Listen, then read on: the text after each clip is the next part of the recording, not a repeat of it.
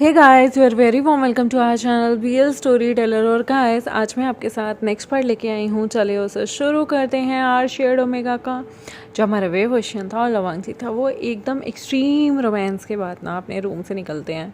Wave ocean से तो बेचारे से चला भी नहीं जा रहा था और वांगजी उसे सपोर्ट करके चल रहा था और सारे लोग यहाँ पर मुस्कुरा रहे थे। वेव ओशन को बहुत शर्म आती है, लेकिन लवांगजी उसे अभी भी टाइटली पकड़े हुए था। वो लोग यहाँ पर सबसे मिलते हैं और एक साथ खाना खा रहे होते हैं। तभी वेव ओशन नोट करता है कि सारे लोग उसे देख देख के स्माइल कर रहे हैं। उसकी नेक पे बहुत सारे लव बाइट्स थे, जिसकी वजह से यहाँ पर उसे और भी ज़्यादा शर्मिंदगी फील हो रही थी। वो मन में यहाँ पर सोच रहा होता है, लंजा तुम कितने बड़े पर्वर्ट हो, देखो ना सारे मुझे कैसे देख रहे हैं। लेकिन वो ज़ोर से नहीं बोल सकता था। धीरे से लंजा विंग को जब अनकम्फर्टेबल देखता है तो वो पूछने लगता है, विंग क्या हुआ, तुम ऐसे क्यों बिहेव कर रहे हो। तो विंग यहाँ कहता है, लंजा सब मुझे कैसे देख रहे हैं, मुझे मुझे शर्म आ रही है। लंजा मुस्कुराता है और कहता है, विंग शर्माने की कोई ज़रूरत नहीं, बस वो लोग तुम्हारी लव बाइट्स को देख के ही तुम्हें ऐसे निहार रहे हैं। लगता है उन्हें सब पता चल गया। विंग कहता है, ऑफ कोर्स तुम इतने ज़्यादा वाइल्ड रहोगे तो रात की उन्हें आवाज़ें आ गई होंगी। मेरी आवाज़ों से ही उन्हें पता चल जाएगा कि हम क्या कर रहे थे। लंजा तुम बहुत पर्वर्ट हो, तुम बहुत गलत हो। यहाँ पर उसे बैठे बैठे भी बहुत दर्द हो रहा था, लेकिन लंजा उसकी तरफ देखकर स्माइल कर रहा था और कह रहा था, मैं किसी हीलर को बोलूँ, वो थोड़ी दवाई भिजवा दे। तो यहाँ पर विंग कहता है नहीं। तभी यहाँ पर एक लेडी आती है और विंग को सूप देती हैं। विंग उस सूप को जैसे ही सूंघता है तो उसे बहुत अजीब सी स्मेल आती है। तो वो कहता है, ये सूप कैसा है। यहाँ पर वो लेडी स्माइल करते हुए कहती हैं, ये सूप जो भी तुम लोगों के बाद हुआ उसके बाद तुम्हारी बॉडी को आराम देगा, और मानो अगर तुम लैंड मास्टर का बेबी कैरी करोगे तो उसके लिए भी ये काफ़ी अच्छा होगा। ये सुनने के बाद वेव ओशन के बिल्कुल कान ना एकदम लाल हो जाते हैं। मन में सोचकर बेबी, प्रेगनेंसी। यहाँ पर वो लंजा को देखने लगता है। लंजा यहाँ पर विंग को बड़े प्यार से निहारता है और उस सूप को फूंक मार मार के यहाँ पर विंग को पिलाने की कोशिश करता है। विंग कहता है, रुको लंजा, ये ऐसे कैसे हो सकता है। तुम लंजा कहता है, क्या तुम्हें मेरा बेबी नहीं चाहिए। विंग कहता है, बेबी तो चाहिए, पर जिवजुन बड़े हैं। और लंजा, क्या ये ठीक होगा अगर जिवजुन को पता चला तो। यहाँ पर लंजा बड़े ही प्यार से फूंक मारते हुए कहता है, अगर बेबी पहले ब्रदर का होता या ब्रदर से के अलावा मेरा होता, क्या फ़र्क पड़ता है विंग, तुम हमारे शेयर्ड ओमेगा हो। बेबी किससे है किससे नहीं, इससे कोई फ़र्क नहीं पड़ता। जो भी तुम्हारा फर्स्ट बोर्न होगा और बॉय होगा वही आगे चल के सेक्ट को संभालेगा। वेव ओशन यहाँ पर लंजा को देख रहा था। लंजा कहता है, कोई बात नहीं, क्या पता मेरी जो फर्स्ट तुमसे बेबी हो वो लड़की हो जाए, फिर तुम क्या इस चक्कर में उसे पैदा नहीं होने दोगे। क्या तुम मेरे द्वारा किए हुए बेबी को ख़त्म कर दोगे। लंजा थोड़ा सैड होता है तो विंग एकदम से उसका हाथ पकड़ता है और कहता है, कभी भी नहीं, मेरे लिए तुम और जिवजुन एक बराबर हो। मैं कभी भी तुम दोनों को किसी को कम या किसी को ज़्यादा नहीं समझता। और रही बात इस सूप की, तो मैं अभी पी के दिखाता हूँ। विंग यहाँ पर गरम गरम सूप को जैसे ही पीता है उसकी जीभ जल जाती है और वो एकदम से कहता है, हाँ बहुत गर्म है, हाँ मेरा मुंह जल गया। यहाँ पर लंजा कहता है, तो इतनी जल्दी पीने की क्या थी, रुको विंग पानी दो विंग को। यहाँ पर विंग पानी पीता है और कहता है, हाँ मेरा मुंह जल गया। लंजा कहता है, रुको मैं फूंक मार मार के पिलाता हूँ। विंग कहता है, तुम ही ऐसा सैड सा मुँह बना रहे थे, तुम्हारी वजह से मेरा मुंह जल गया। लंजा यू आर सो बैड। लंजा यहाँ पर फूंक मार मार के विंग को देता है और इवन वो थोड़ी सी सिप पी कर देखता है कि ज़्यादा गर्म तो नहीं है। विंग कहता है, तुम्हें नहीं पीना, तुम थोड़ी प्रेग्नेंट हो। तो लंजा कहता है, मैं बस चख के देख रहा हूँ ठीक है या नहीं। तुम बिना कैसी बातें करते हो विंग। विंग यहाँ पर मुस्कुराता है और लंजा का दिया हुआ सूप पीता है। वो सूप थोड़ा सा कड़वा था। विंग मुंह बना रहा था, लेकिन यहाँ पर जो बैठी हुई थी हीलर और बाकी के लोग थे, यहाँ पर वो लोग मुस्कुरा रहे थे। विंग की जो नैनी थी, ग्रैनी थी, वो भी मुस्कुरा रही थी और यहाँ पर उन्हें देख देख कर वो काफ़ी इन्जॉय कर रहे थे। यहाँ पर विंग जो है ना, वो मन में सोचता है, यार मुझे ये सूप क्यों पीना पड़ रहा है, कितना बेकार है, टेस्टलेस है। लेकिन लंजा जो है वो विंग को पूरा सूप पीने के बाद पूछता है कि क्या विंग कुछ चटपटा खा सकता है। तो वो ग्रैनी कहती हैं, अभी नहीं, थोड़ी देर बाद ज़रूर विंग कुछ चटपटा खा सकता है, लेकिन अभी हाफ एन आवर तक उसे कुछ भी ऐसी चीज़ नहीं खानी। कोई बहुत ज़्यादा घी वाली चीज़, खट्टी चीज़ फ़िलहाल के लिए नहीं खानी, कहीं कुछ उल्टा असर ना हो जाए, उससे पेट खराब हो सकता है। यहाँ पर विंग घूर के देखता है और सोच रहा होता है, अरे ये पेट खराब वाली बात बोलनी ज़रूरी है, वो भी लंजा के सामने। लंजा मुस्कुराता है, विंग की तरफ देखता है और कहता है, सिर्फ आधे घंटे की बात है, उसके बाद जो तुम कहोगे वो हम खाएंगे। विंग कहता है, लंजा आज मुझसे बिल्कुल नहीं चला जाएगा, मुझे इस पूरी सिटी में घूमना था, मुझे इसका चक्कर लगाना था, पर तुम्हारी वजह से मैं घूम भी नहीं पाऊँगा, और तुम जानते हो कल हमें वापस जाना है। तो लंजा यहाँ पर विंग का बड़े प्यार से हाथ पकड़ता है और कहता है, किसने कहा कि तुम घूम नहीं पाओगे? मैंने तुम्हारे लिए एक पार्टी अरेंज की है, हम आज ही घूमने जाएंगे, वो विंग से कहता है। और विंग उस पालकी में बैठता है। पालकी बहुत सुंदर थी और लंजा और वो उस पालकी में चलने लगते हैं। पालकी रथ वाली थी, लोग उठाकर उसे नहीं लेके जाएंगे और बहुत कंफर्टेबल थी। विंग जब उस पालकी को देखता है जो कि ओपन थी, और वो देखता है कि आसपास के लोग कितने एक्साइटेड हैं विंग को देखने के लिए, सारे बाहर निकल के आए हुए हैं। विंग देखता है पूरा का पूरा जो वहाँ का रोड था वो इतना अच्छा लैंटर्न से सजा हुआ था। इन लोगों को रोमांस करते हुए सब कुछ करते करते शाम तो हो ही गई थी।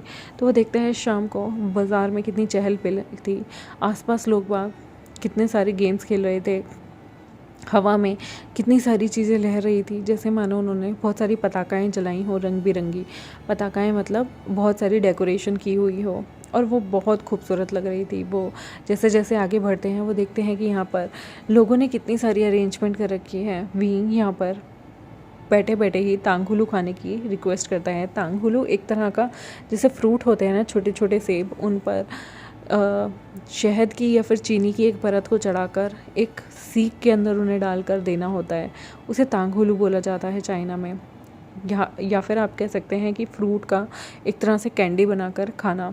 और यहाँ पर विंग डिमांड करने लगता है और लंजा उसके लिए जाकर पैसे देता है, साइड में एक सर्वेंट से कहकर वो विंग को तांगहुलू ला के देता है। फिर वो ड्रैगन वाली कैंडी की डिमांड करता है, जो कि कैंडी शुगर सिरप से बनाई गई थी, और जब वो हार्ड हो जाती है वो ड्रैगन की शेप में बनाई गई थी, जिसे देखकर विंग पहले तो उससे खेलने लगता है और फिर उसे खाने लगता है। उसके बाद वो देखता है कि आसपास बहुत सारे केक हैं और विंग को वो सारे केक ट्राई करने थे। तो लंजा एक एक करके सारे केक्स को पैक करवा लेता है कि विंग घर जाके या फिर रास्ते में कल जब वो वापस जाएंगे तो उसमें खा सके। यहाँ पर विंग देखता है कि एक जगह लाल कलर का बहुत प्यारे से 3 चीज़ें लटकी हुई थी। ये एक तरह से कहा जाए तो नोट थी, जो कि शादी के टाइम ग्रूम पहनते हैं। विंग को वो चीज़ बहुत अच्छी लगती है और विंग की आंखें उसी पे अटकी रहती हैं। जब गाड़ी उससे आगे निकल जाती है तो लंजा नोटिस करता है कि विंग अभी भी उस चीज़ को देख रहा है, लेकिन तभी लंजा गाड़ी को रुकवाता है और कहता है, विंग तुम्हें वो पसंद है? विंग कहता है वो हमारे यहाँ पर शायद वो शादी की निशानियाँ काउंट की जाती हैं। मैंने घूमते घूमते जब तुम बाहर गए हुए थे तो मदर फादर के रूम में ये निशानी देखी थी, तब मुझे पता चला, और मैंने जब आंटी से पूछा था तो नैनी ने मुझे बताया कि ये तब पहनते हैं जब शादी की जाती है। यहाँ पर लंजा कहता है तो मैं उसे खुद जाकर लाऊंगा। लंजा यहाँ उस पालकी से उतरता है या फिर कहीं उस बग्गी से उतरता है और विंग के लिए खुद वो 3 नोट लेने जाता है, एक शेचन के नाम का, एक खुद के नाम का और एक विंग के नाम का। विंग यहाँ पर काफ़ी इम्प्रेस था कि लंजा उसकी चीज़ों को समझ रहा है, उसकी बातों को मान रहा है। विंग यहाँ पर पहले तो लंजा को रोकने वाला था, लेकिन वो जानता था ये चीज़ें शुभ होती हैं तो वो मना नहीं करता। यहाँ पर लंजा लाकर विंग को दे देता है।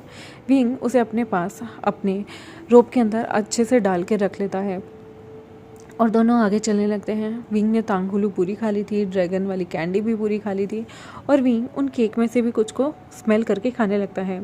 फिर यहाँ पर आगे जब वो आगे और भी ज़्यादा बढ़ते हैं तो यहाँ पर थोड़ी सारी की सारी मार्केट ख़त्म होने के बाद आगे चल के एक किनारा आता है जहाँ पर वो लोग बैठ के नई नई चीज़ों के, वादियों के नज़ारे ले सकते थे। ये जगह गूसू के मुकाबले बहुत ही गर्म थी और यहाँ पर बहुत वार्म थी। विंग जो है उस नदी किनारे बैठ के यहाँ पर इस जगह के व्यू को देखना चाह रहा था और यहाँ पर बहुत खूबसूरत सा व्यू था। आसपास थोड़ी सी बत्तखें थी जो कि पानी के अंदर चल रही थी और दूसरी साइड में डॉल्फिन्स भी थी। यहाँ पर विंग उस बग्गी से नीचे उतरता है, लेकिन लंजा उसे गोद में उठा लेता है और पास के ही पड़े स्टोन पे ले जाकर बैठा देता है। यहाँ पर वो देखता है कि किस तरह से यहाँ का नज़ारा कितना खूबसूरत है और यहाँ इतनी ज़्यादा ठंड भी नहीं। गूसू में अगर देखा जाए तो बहुत ज़्यादा ठंड होती थी। इस तरह के नज़ारे बहुत कम ही देखने को मिलते थे। वहाँ पर आधे टाइम तो स्नो भरी रहती थी, जिसकी वजह से विंग को वहाँ पर ठंड भी लगती थी। लेकिन यहाँ के नज़ारे बहुत सूदिंग थे और विंग जो है वो आराम से यहाँ बैठा होता है। वो यहाँ पर लंजा के बड़े से शोल्डर पे सिर रख लेता है। विंग यहाँ पर अपनी फ्लूट निकालता है और उसे बजाने लगता है। लंजा से वो कहता है कि या तुम ग्यूचिन को समन कर सकते हो। लंजा कहता है क्यों? तो विंग कहता है मैं चाहता हूँ कि हम यहाँ पर एक जुगलबंदी बैठाएं। तुम यहाँ पर एक गाना गाओ, मतलब मेरी धुन से मैच करता हुआ, और हम दोनों यहाँ पर इसे बजाते हैं। विंग यहाँ पर अपनी फ्लूट को बजाने लगता है और उसकी फ्लूट की धुन को लंजा भी मैच करते हुए उस धुन को कॉपी करने लगता है और बजाने लगता है। यहाँ पर लंजा की ग्यूचिन और विंग की फ्लूट का कॉम्बिनेशन बहुत डिफरेंट था, बहुत बढ़िया था। यहाँ पर उन दोनों की फ्लूट और जिस तरह से उनकी ग्यूचिन का यहाँ पे कॉम्बिनेशन बैठ रहा था, उससे सारे पक्षी हवा में एक लहर की तरह उड़ने लगते हैं। बत्तखें भी पानी में एक लहर में चलने लगती हैं, जिस तरह से वो अपनी धुन को बजा रहे थे। और यहाँ पर सारे पशु पक्षियों को इतनी काम फील होती है कि वो हवा में उड़कर उसका स्वागत कर रहे थे। विंग को ये नज़ारा बहुत खूबसूरत लगता है। इतने सारे पक्षी उसने गूसू में इसलिए उड़ते नहीं देखे क्योंकि गूसू एक ठंडा प्लेस है, लेकिन यहाँ पर नज़ारे बिल्कुल डिफरेंट थे, उसकी सोच से बिल्कुल उल्टे थे। और उसने इतनी खूबसूरत, इतनी काम, इतनी अच्छी जगह कभी नहीं देखी थी। यहाँ पर लवांगजी और वो अपनी अपनी धुन का एक कंपटीशन सा बैठाते हैं। एक जो इनकी जुगलबंदी होती है वो इतनी अच्छी थी कि यहाँ पर सारे के सारे नेचर के जितने भी पक्षी थे वो सारे के सारे यहाँ पर इन लोगों की चीज़ों को सुनने के लिए आते हैं। विंग जब ये चीज़ें बजा रहा था तब एक छोटा सा लिटिल सा बंदर भी आता है जो कि उनके बिल्कुल सामने आकर बैठ जाता है और वो विंग की इस तरह की चीज़ों को सुनने लगता है। विंग यहाँ पर मुस्कुराता है और वहाँ पर वो उस बंदर को थोड़े से जो वो यहाँ पर कपकेक्स लेके आया था वो भी दे देता है। वो बंदर एक एक करके उस कपकेक को खाता है। विंग ने उसे 4 पकड़ा दिए थे और बंदर जो है वो खाने के बाद वहाँ से चला जाता है। यहाँ पर विंग मुस्कुराता है और अपनी फ्लूट को कंटिन्यूसली बजाता रहता है। वो तब तक वहाँ बैठते हैं जब तक यहाँ पर शाम नहीं हो जाती। जैसे ही वहाँ शाम हो जाती है तो विंग यहाँ पे लंजा से कहता है चलो घर चलते हैं। लेकिन तभी वो देखते हैं कि बहुत सारे लोग किनारे पे आ रहे हैं, उन सबके हाथों में लैंटर्न है और वो उन सब चीज़ों को, इवन बड़े बड़े दियों को जो कि रैबिट शेप में है, यहाँ पर पानी में छोड़ने के लिए आए हैं। विंग यहाँ पर लंजा से कहता है लंजा ये क्या है? लंजा कहता है मुझे नहीं पता। यहाँ पर वो देखते हैं कि बहुत सारे कपल एक रूप में आ रहे थे अपने अपने स्पाउस को हाथ पकड़े हुए और वो उस पानी में एक एक करके उन दियों को छोड़ते हैं जो कि बहुत खूबसूरत लग रहे थे। वो अच्छे बड़े बड़े कागज़ के दिए थे और यहाँ पर कुछ लोग तो लैंटर्न शेप में भी दियों को छोड़ते हैं जो कि आगे चल के उनके प्यार का प्रतीक होता है। यहाँ पर विंग पूछता है एक लेडी से कि आप लोग यहाँ किस लिए आए हैं? वो ओल्ड लेडी ओल्ड मैन के साथ आई थी। तो यहाँ पर वो बताती है कि जो लोग एक दूसरे से प्यार करते हैं और जो लोग शादीशुदा होते हैं वो लोग यहाँ पर अपने प्यार की बहुत साल एक दूसरे के साथ रहने के लिए दुआ मांगते हैं और यहाँ पर इस पानी के अंदर वो लैंटर्न छोड़ते हैं। विंग यहाँ पर लंजा से कहता है ओह लंजा, अगर हमारी शादी हुई होती तो हम भी यहाँ पर पानी के अंदर ये सब छोड़ रहे होते। लंजा कहता है मेरे लिए हमारी शादी हो चुकी है और कल हमारी सुहागरात भी हो चुकी है। अगर विंग ये सब यहाँ पर ट्राई करना चाहता है और वो इस पानी के अंदर अगर इन लैंटर्न को छोड़ना चाहता है, इन दियों को छोड़ना चाहता है, तो मुझे कोई प्रॉब्लम नहीं उसकी विश को फुलफिल करने में। यहाँ पर जैसे ही लंजा कहता है तो विंग कहता है सच में? विंग यहाँ पर खुश हो जाता है। लंजा विंग को बैठने के लिए कहता है और वो थोड़ा सा दूर जाता है। एक यहाँ पर शॉप, ऐसे ही एक इंसान शॉप सी लगाकर, मतलब नीचे दरी पे इन सारे दियों को बेच रहा था। लंजा उससे लेके आता है दिए और कुछ लैंटर्न भी। वो यहाँ लाकर दिया जगाकर विंग के साथ आराम से उसे पानी में बहाता है और कुछ लैंटर्न्स, 10 से 11 लैंटर्न्स वो हवा में भी छोड़ते हैं। एक एक करके सबको जलाते हैं और हवा में छोड़ते हैं। हवा में वहाँ पर इतने सारे लैंटर्न हो गए थे और नीचे ज़मीन पर पानी के अंदर इतने सारे दिए हो गए थे कि वहाँ पर ऐसा लग रहा था जैसे मानो सारी की सारी जो पृथ्वी है ना वो रोशनी कर रही हो। वहाँ पर चाँद की, तारों की किसी भी रोशनी की ज़रूरत नहीं थी क्योंकि वहाँ की जो सीनरी थी ना वो अगर देखा जाए तो बहुत खूबसूरत लग रही थी। पानी के अंदर भी एक रोशनी थी और ऊपर आसमान में भी एक रोशनी थी और सारी जगह जगमगा रही थी। इस तरह का फेस्टिवल कभी उसने गूसू में लोगों को मनाते हुए नहीं देखा। वो वांगजी से कहता है वांगजी, जब हम गूसू जाएंगे ना और अगले साल हम गूसू में इस फेस्टिवल को फिर से मनाएंगे। मैं चाहता हूँ कि गूसू में भी इस तरह के फेस्टिवल मनाए जाएं। तो यहाँ पर वांगजी कहता है गूसू में भी न्यू ईयर को सेलिब्रेट किया जाता है। हाँ, हमारे एरिया में वो तब से फॉरबिडन था जब से मेरी मदर की डेथ हुई थी। कहते हैं कि जब तक आपके परिवार में एक शादी ना हो जाए तब तक आपको वो त्यौहार नहीं मनाना होता, क्योंकि खुशियों के साथ साथ प्रॉस्पेरिटी आती है और तभी ये वाले त्यौहार मनाए जाते हैं। इसलिए हमारी शादी के बाद इस त्यौहार को गूसू में फिर से मनाया जाएगा। बहुत सारे परिवार अपने अपने घर जाकर उसको मनाते हैं, लेकिन अंकल, मैं और शिचनगा कभी नहीं मनाते थे, इसलिए शायद तुमने मुझे शिचनगा को कभी ये मनाते नहीं देखा। यहाँ पर विंग कहता है, तो मतलब हम लोगों की शादी के बाद हम ये सारी चीज़ें गूसू में भी मना सकते हैं? लवांगजी बड़े प्यार से कहता है, ऑफ कोर्स, विंग जो चाहे वो कर सकता है। विंग जो न्यू रूल चाहे वो ला सकता है। विंग यहाँ कहता है, नहीं नहीं, ऑलरेडी तुम्हारे ख़ानदान में 3000 रूल हैं, कुछ रूल कम करा दो ना यार। तुम्हारे ख़ानदान में बहुत सारे रूल हैं और अंकल तो बहुत स्ट्रिक्ट हैं। वो किसी भी रूल के अगेंस्ट नहीं जाते और उनके लिए सबसे ऊपर चीज़, सबसे ज़्यादा प्रायोरिटी यही है कि रूल के पालन हो। कभी कभी तो मुझे डर लगता है अगर मुझसे रूल टूट गया तो वो फिर से मुझे 100 बैथ मारेंगे। यहाँ पर लवांगजी कहता है, डोंट वरी, इस बार मैं तुम्हें पनिश होने नहीं दूंगा। विंग कहता है, मैं ऑलमोस्ट मरते मरते बचा था। यहाँ पर लवांगजी विंग की तरफ पिटी आइज से देख रहा होता है। विंग कहता है, कोई बात नहीं, तुम्हारी गलती नहीं है और तुम हम लोगों की वजह से इंजर्ड हो गए थे। लंजा, आगे फ्यूचर में तुम्हें कोई भी मिसकंसेप्शन होना मुझसे आगे पूछना, लेकिन खुद की जान बिल्कुल मत लेना। अगर तुमने खुद की जान ली ना, मैं सच बता रहा हूँ, और तुम बच गए तो उसके बाद मैं तुम्हें ज़िंदा नहीं छोड़ूंगा। मैं तुम्हें और मारूंगा और पीटूंगा और तुमसे कभी बात नहीं करूँगा। लवांगजी कहता है, अब मुझे मरना नहीं है, अब मुझे विंग के साथ जीना है, विंग के साथ ज़िंदगी देखनी है, विंग के साथ ज़िंदगी बितानी है, विंग के साथ हर जगह घूमना है, विंग की हर ख्वाहिश पूरी करनी है और विंग के साथ एक लंबी सी बच्चों की लिस्ट बनानी है। मैं कैसे मर सकता हूँ? विंग यहाँ पर बच्चों का नाम सुनते ही उसके कान लाल हो जाते हैं, वो शर्मा जाता है, उसे ऐसा लगता है, लंजा लंजा तुम इतनी प्यारी बातें कैसे कर सकते हो और इतनी रोमांटिक भी। यहाँ पर वो लोग पहले उस पूरे फेस्टिवल को एंजॉय करते हैं और उसके बाद वो लोग घर जाने के लिए होते हैं। यहाँ पर जब वो घर जाते हैं तो उस रात वो एक ही कमरे में सोए थे, लेकिन लवांगजी ने विंग के साथ रोमांस नहीं किया था, क्योंकि वही जानता था कि विंग की जो तबीयत है ना वो ठीक नहीं है। अगर वो विंग के साथ रोमांस करता रहेगा या सेक्सुअल एक्टिविटी को इतना ज़्यादा करेगा तो विंग बहुत बुरी तरीके से इंजर्ड हो सकता है और वो विंग को दर्द में नहीं देखना चाहता था। इसलिए वो आज, क्योंकि एक दिन पहले उन्होंने ओवरडू सेक्स कर लिया था, इसकी वजह से वो अब ये चीज़ें नहीं करना चाहते थे। और यहाँ पर जो लंजा होता है ना, वो चीज़ों को समझता था। वो कोई, जैसे कहते हैं ना, बीस्ट नहीं था, उसे विंग की परवाह थी। वो विंग से प्यार करता था और विंग उसके लिए सब कुछ था।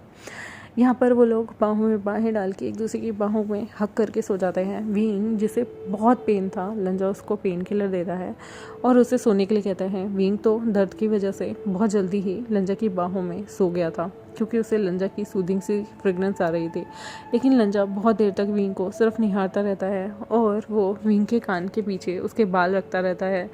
बहुत देर तक विंग को देखने के बाद, विंग के बालों को सहलाने के बाद लंजा भी विंग को हक करता है और दोनों के दोनों इसी तरह से सो जाते हैं। यहाँ पर अगली सुबह होती है। अगली सुबह वो जल्दी उठ जाते हैं क्योंकि वो रात में थक के बहुत जल्दी सो गए थे। और यहाँ पर जो है वो सारी की सारी नैनी और बाकी सब, वो छोटी बच्ची एमी भी बहुत सैड हो रही थी, क्योंकि उसे पता था कि विंग और वो वाइट बैंड वाले जो गग्गा हैं वो जा रहे हैं। यहाँ पर सारे बहुत सैड थे। विंग जाने की तैयारी कर रहा था, लेकिन जब वो ग्रैनी का चेहरा, नैनी का चेहरा और बाकी के लोगों का चेहरा देखता है, वो लोगों को कहता है, आप सैड क्यों हो रहे हैं? आपको तो खुश होना चाहिए, मेरी आगे चल के शादी होगी, उस शादी में आप सबने ज़रूर आना है। यहाँ पर ग्रैनी कहती है, मास्टर, आपके पिता माता के जाने के बाद हमने हमेशा सोचा आप ठीक हैं या नहीं हैं, कहाँ हैं, किस हालत में हैं, और आज आप इतने सालों बाद आए हैं तो इतनी जल्दी जा रहे हैं, हमारा बिल्कुल मन नहीं लगेगा। बचपन में आप हमेशा इधर उधर घूमते थे और आपकी मदर कांगसी सरन, वो हमेशा आपको ढूंढती रहती थी। मिसेस वे आपसे बहुत प्यार करती थी और आपका दिल, मतलब आपको देखकर हम सबका दिल भी मोहित हो जाता था। हम सब आपको देखने के लिए तरस जाते थे। और जब आज आप जा रहे हैं तो हमें ऐसा लग रहा है जैसे किसी ने हमारे दिल का एक टुकड़ा मांग लिया हो। हमारा बिल्कुल दिल नहीं लगेगा, आप यहाँ आते रहिएगा और अगर हो सके तो अगली बार ज़्यादा दिन यहाँ रुक के जाइएगा, विभूषण यहाँ पर बड़े प्यार से नैनी को हक करता है और उसके बाद एमी को गोद में उठाकर हक करता है, उसे कुछ चीज़ें देता है जो कि वो इसी तरह से बाज़ार से कुछ खरीद के लेके आया था। और यहाँ पर वो प्यारी सी एमी खुश हो जाती है। लंजा भी उस एमी को बहुत सारे गिफ्ट्स देता है जिसकी वजह से एक बच्चा बहुत खुश हो जाता है। और यहाँ पर एक क्राउन प्रिंस और उसके हस्बैंड से मिले हुए गिफ्ट से कौन बच्चा खुश नहीं होना चाहेगा। वो बाकी लोगों को भी रिटर्न गिफ्ट देते हैं क्योंकि उन लोगों ने उन्हें बहुत सारे भर भर के गिफ्ट दिए थे शादी में। विभूषण सबको पकड़ पकड़ के रिटर्न गिफ्ट देता है जो कि वो ऑलरेडी लंजा ने उन सब के लिए मंगवाए हुए थे। उनकी शादी का एक तरह से तोहफे के रूप में वो सारी चीज़ें थी। और यहाँ पर वो वापस से अपनी जगह के लिए निकल पड़ते हैं। यहाँ पर जब वो वापस से अपने प्लेनेट के लिए आ रहे होते हैं, जब वो सही टाउन में पहुँचते हैं तो यहाँ पर लंजा जो था वो विंग को देख रहा था। विंग के अभी भी मार्क्स ताज़ा थे उसकी नेक पे, उसकी चीज़ों पे। लंजा थोड़ा वरिड होता है कि अगर अंकल और ब्रदर को पता चला तो क्या होगा, कहीं उसे और विंग को पनिशमेंट तो नहीं मिलेगी। लेकिन इस बार वो मन में सोचता है अगर कोड़े पड़े भी तो मैं विंग को पढ़ने नहीं दूंगा। यहाँ पर वो विंग का हाथ पकड़ता है और कहता है चलो क्लाउड रेसेस के लिए चलते हैं। देखते हैं गाइस नेक्स्ट एपिसोड में क्या होगा। यहाँ पर इन लोगों को पता चलेगा या नहीं चलेगा। ऑब्वियस ही बात है विंग की जो हालत है उसे देखकर पता चल ही जाएगा कि इन दोनों के बीच में क्या हुआ है। फिर सबके रिएक्शन क्या आएंगे देखेंगे अगले एपिसोड में। तब तक मेरे चैनल को सब्सक्राइब, वीडियोस को लाइक, बेल आइकन को प्रेस कर दें। मिलते हैं आपसे नेक्स्ट एपिसोड में, तब तक के लिए बाय बाय।